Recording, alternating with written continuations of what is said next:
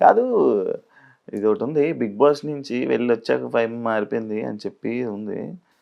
అంటే తను 'big boss' నుంచి వచ్చిన తర్వాత ఆ మైండ్ సెట్‌లోనే ఉండిపోయి కలవడానికి టైం పట్టింది. టైం పట్టింది కదా! టైం పట్టింది. హ్మ్. టైం పట్టింది. అంటే ఎందుకు? అంటే పెద్ద సెలబ్రిటీ అయిపోయాను అని చెప్పి అలాగా? ఆ విధంగా? సెలబ్రిటీ అదంతా లేదు. తను 'బిగ్ బాస్' నుంచి బయటకొచ్చినాక నేనెళ్ళిన కేక్ కట్ చేపించినాం. బయట కూడా మొత్తం నువ్వే చూసుకున్నావు.